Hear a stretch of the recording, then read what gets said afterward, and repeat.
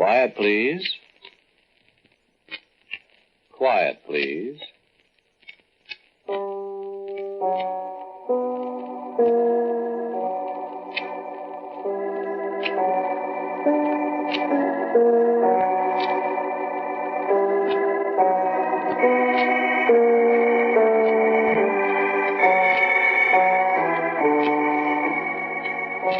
The American Broadcasting Company presents Quiet, Please, which is written and directed by Willis Cooper, and which features Ernest Chappell.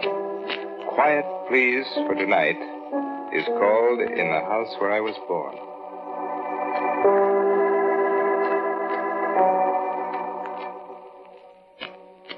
Another year. Another year, and I've come back to the house where I was born.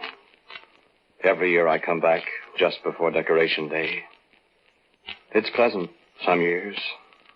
Some years, it's different. Everybody ought to go back once a year to the house where he was born. Just look around, then remember. And then go back to where he came from.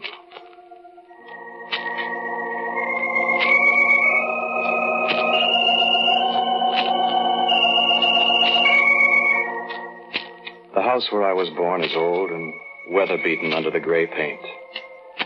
And the old porch is gone. The big bay window where I used to sit and watch the snow on winter afternoons faces right out into the street now. And the wooden steps go right up from the sidewalk to the big double front door.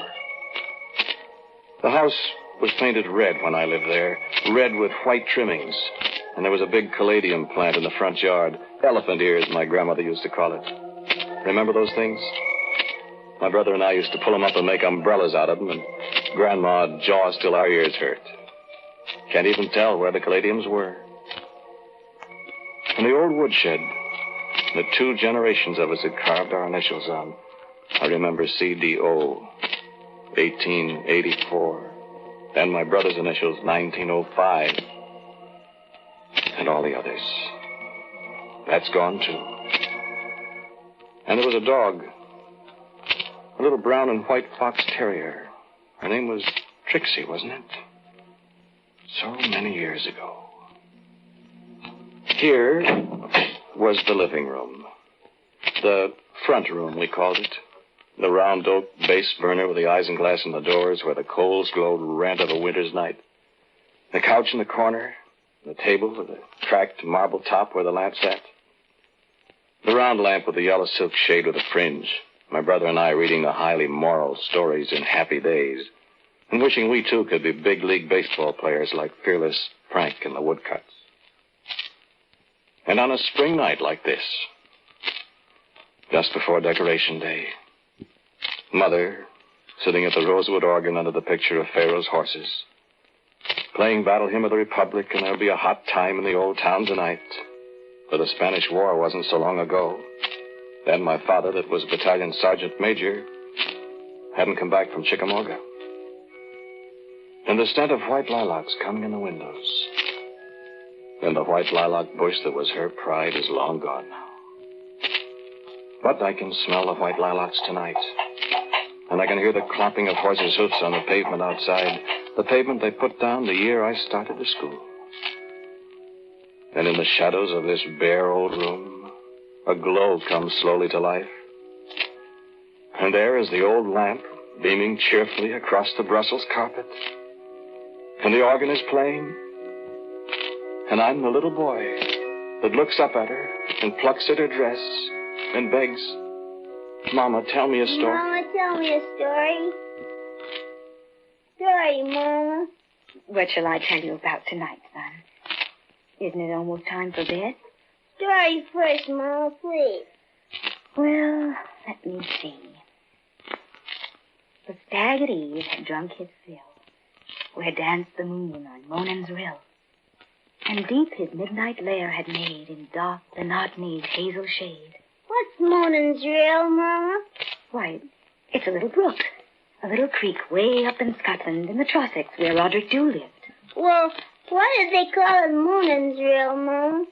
Why, I suppose it was named after somebody named Monan, son. Oh. I suppose it's a very tiny little brook where the water is ever so cold. And it comes down from the tops of the mountains, through the glades, and the places where the stags live. And I suppose not very many people know where Monan's Rill really is, because it's very probably guarded by the little people and the fairies. And I don't think they like other people to come and drink at their rill. Ah. But they let the stag come every night if he wants to. And then he goes away. And the little people ride on his back wherever he's going. And then they wake him up in the morning. And he takes them back to the rill. Does Monin come there, too? No, I don't think so. Monan's gone from there ever so many years ago. Doesn't anybody ever see him? No. Doesn't anybody know him even? I guess not. That's awful. Yes, it is, isn't it? That's just about the awfulest thing that could happen, isn't it? What, son? Not having anybody know you. Why, I hadn't thought of that, but... Sing me, Mama. Getting sleepy? Uh-huh.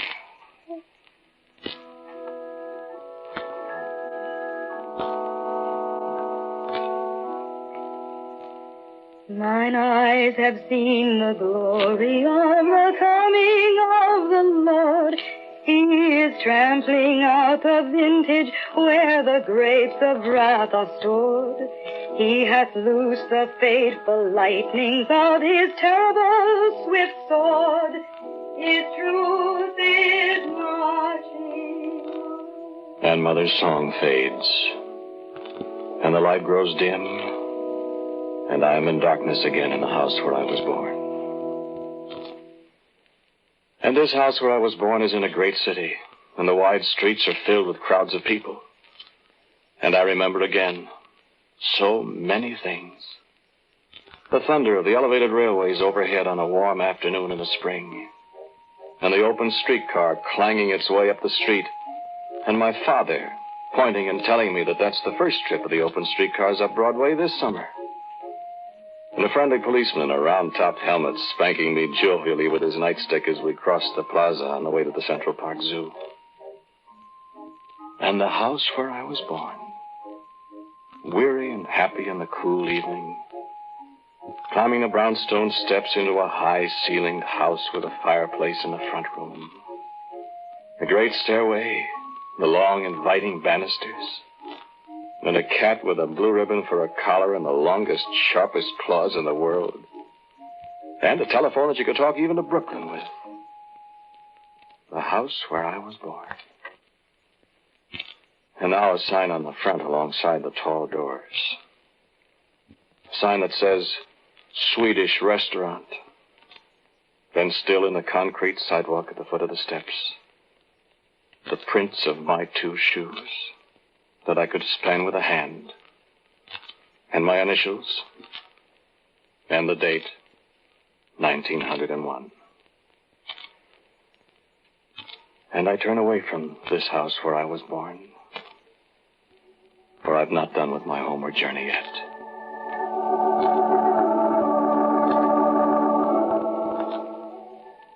In the house where I was born, there is not one stone upon another. For the path of war led across its dooryard, and destruction followed for all the people who dwelt in it. But the scent of lilacs is strong in the evening air even here. And before my eyes, the scene of desolation dims, and the house where I was born lives again. It's a spring evening, and there seems to be music in the air. And I feel happinesses again, as I felt them that night when I first brought home my bride. What was her name? Have I forgotten? Carry me across the threshold, my love. Oh, darling. This is home. A fine home, a wonderful home. My people have lived here Since the 30 Years' War. You have told me that. Well, they don't build houses like this anymore, my love. See, the walls. All the stone from the quarry over there. And the mortar. There is my great-great-great-grandfather's blood in that mortar. I know. He drew blood from his own arm and spilled it into the mortar so that there would always be something of him in the house. Well, it was also a charm, you know, the witch woman. I know. He paid us 3 silver pieces to tell him what to do to make the house stand forever. How do you know so much about it? Oh, you have told me so many times. So I have. And real glass in the windows, too. Yes, and the stove with the hand-painted tiles. Yeah, there's not another one like it in the whole village. And it's ours. And we'll take it to America when we go. Dearest, do you really want to go to America? Why, of course I do. Well, you do, too. Don't you? Could we not be happy here, we two? Why, we could be happy anywhere. But in America... I know we will be rich and I'll have 2 dresses and someday we'll have a motor car even. But what?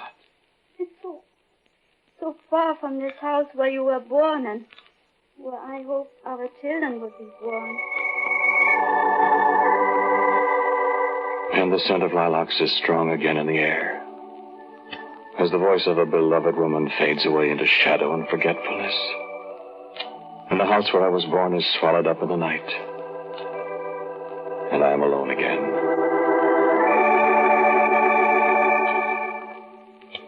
And the house where I was born is a adobe shack somewhere in the Texas Panhandle. And the wide plains of the West stretch away endlessly beyond it.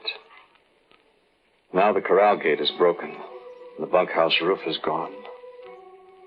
And horned toads squat on the decrepit porch where I played cowboy and Indians. I look above the door. The brand is still there, the brand that looks in the early darkness like rafter A, but it might be 2 up and 2 down or a running W. And there's a dry, dusty smell about the place, and an echo of almost forgotten songs quiver on the air. For the Chisholm Trail went right past our place, all the way from Belton up to the North Fork of the Canadian and Abilene. And I've seen white-faced ballers by the thousands go past our gate. Heard the riders' voices in the hot noons and the long, moonless nights.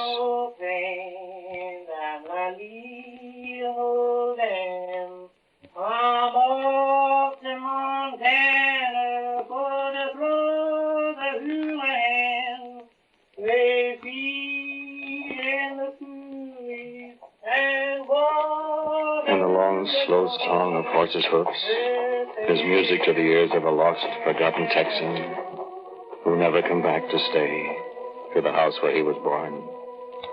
The late flowers on the grave up there on a little hill under the cottonwood tree.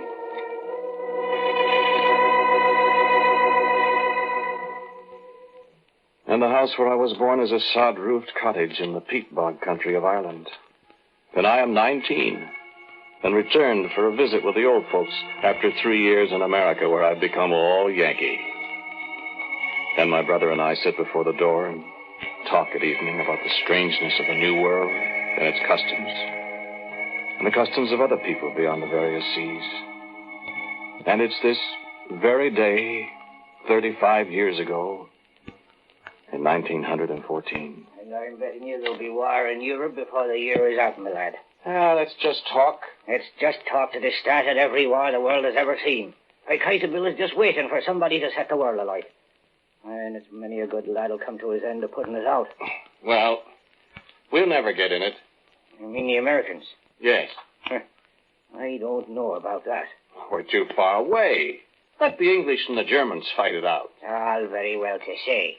But you'll see. You won't go. Oh, I'm not so sure about that either. Fight for the English? Well, I wouldn't like that very much, sure enough. But there's some very good Irish regiments in the British Army. The Enniskillen Fusiliers, the Royal Irish Rifles, and the Dublin Fusiliers. Now, you stay out of it. Oh, Well, you can't go and leave the old folks alone. Well, if I was as young as you now, Cut it out. Well, you talk as if war's just around the corner. And that's just exactly what I think, too. Well, all right. But I'll be back in the States long before your war arrives. And I'll stay there, too.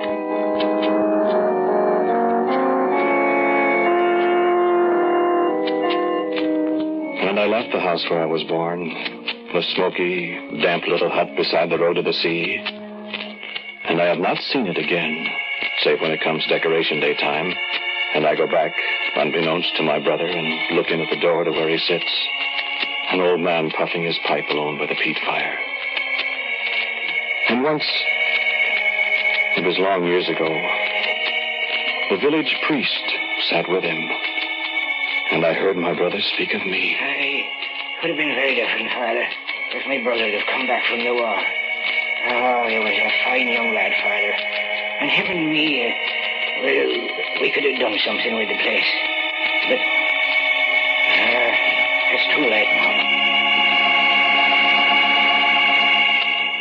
now. And there was a day on the ranch in the Texas Panhandle when a tall young man in Levi's and high-heeled boots saddled and bridled a horse and said goodbye to an old man, shook hands with half a dozen cowhands and a Mexican cook, and rode away toward the railroad that was to be the first lap of a long, long journey. And I remember I turned and looked back at the house where I was born, and someone was singing an old song somewhere. I walked out in the streets of Laredo, as I walked out in Laredo one day, I spied a young cowboy all wrapped in white linen, all wrapped in white linen, as cold as the sea.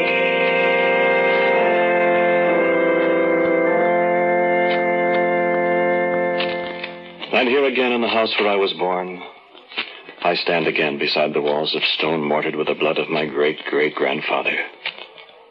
And in my arms, I hold a weeping woman. Don't go. Don't go and leave me. But it'll be only for a little while, my dearest. Only till I can earn enough money to send for you. And I'll never see you again. Oh, but you will. America really isn't so far away. Across the seas. Across the seas. Dear, we've been through all this before. Now, be reasonable. In 6 months, a year. No, don't, darling. Let us stay here, both of us. This is our home. This is the house where you were born. Look at me, love. My dearest. I love you. It will be such a little while. You will come to America, and we'll be so happy and so rich. It's such a little time to wait. You know it is. I love you.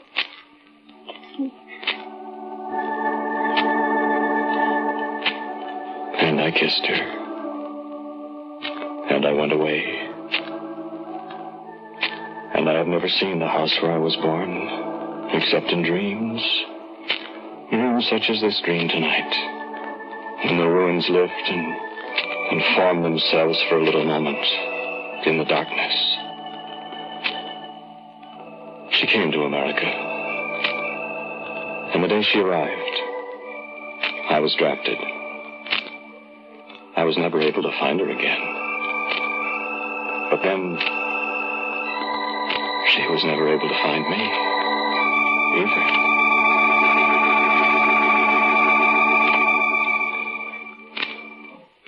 In the house where I was born, there is no memory left of me.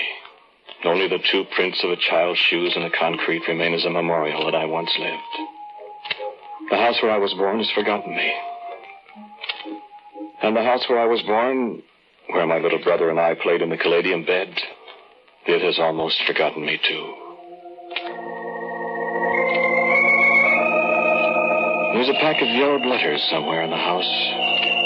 Lost behind a beam in the attic, maybe. A pack of yellowed letters with soldier's mail in the place where the stamp should go. And my name and an APO number in the other corner. The letters are full of names like Albert, Nassam, Chatham Court, Dead Man's Hill, Consenvoy, Brabant. Names like the faded letters on an ancient palimpsest, obscured by newer names written over them. Omaha Beach, Bastogne, Okinawa.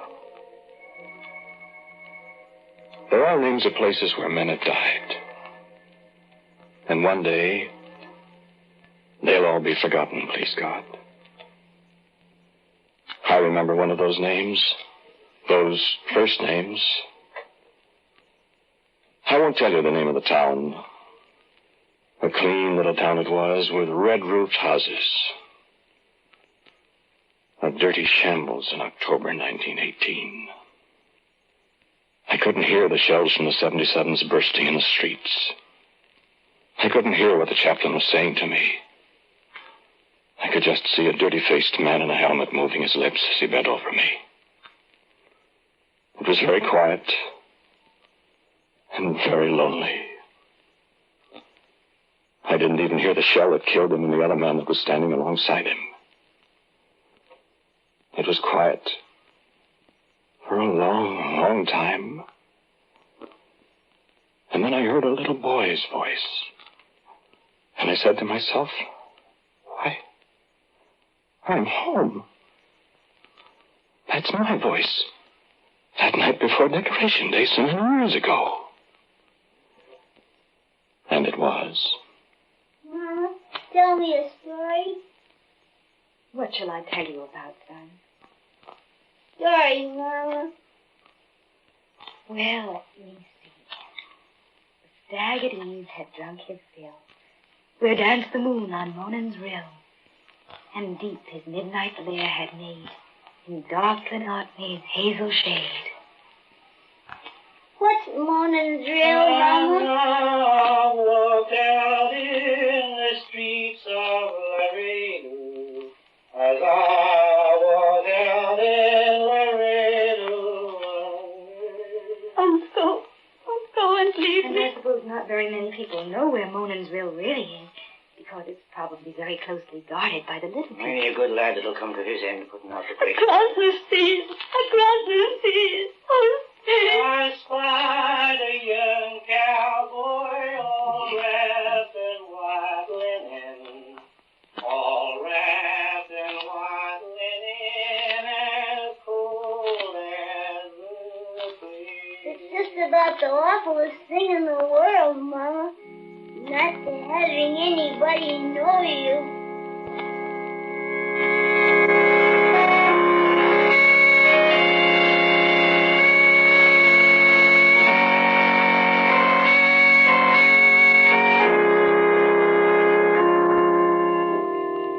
They set a marble tomb above my shattered self, seeking to do me honor thus, to recompense the searing days, the crawling nights I died in.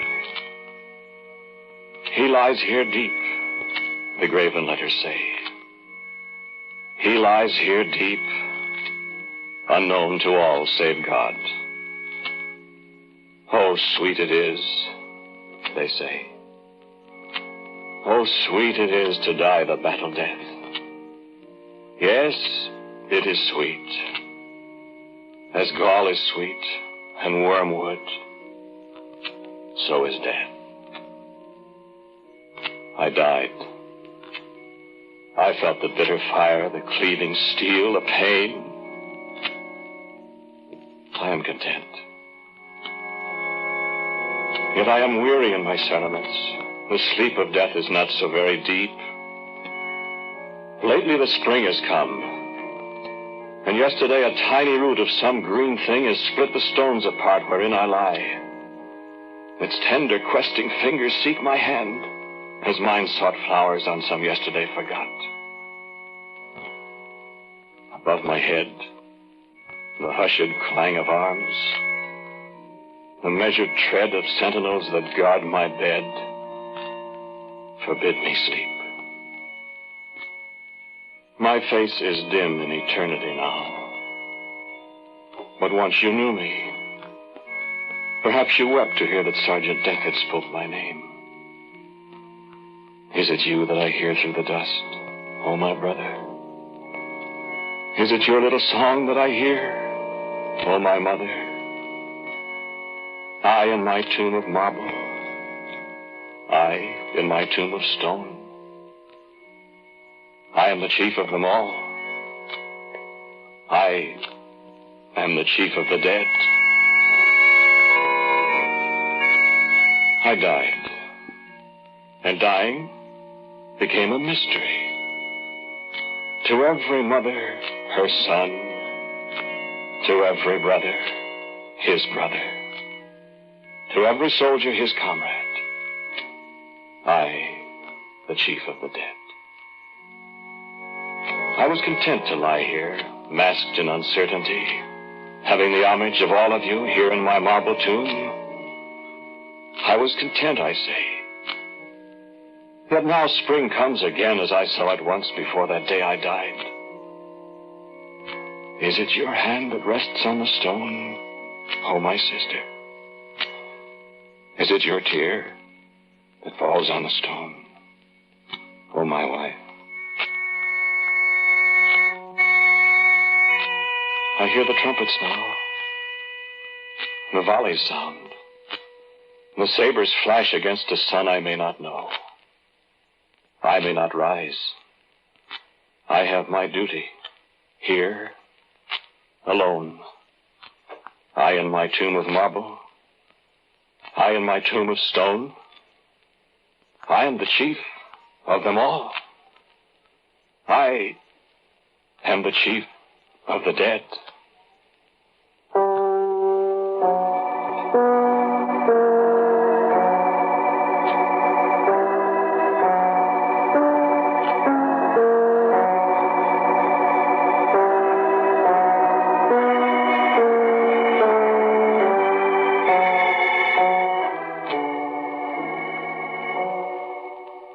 Quiet Please for Tonight was called In the House Where I Was Born. It was written and directed by Willis Cooper, and Ernest Chappell was the man who spoke to you. Others of the cast were Betty Raggy, Cecile Roy, Lotta Stavisky, and J. Pat O'Malley. Special music for Quiet Please is by Albert Berman. Now for a word about next week, here is our writer and director, Willis Cooper. Thank you for listening to Quiet Please. My story for next week is called Tanglefoot. And so until next week at the same time, I'm quietly yours, Ernest Chappell.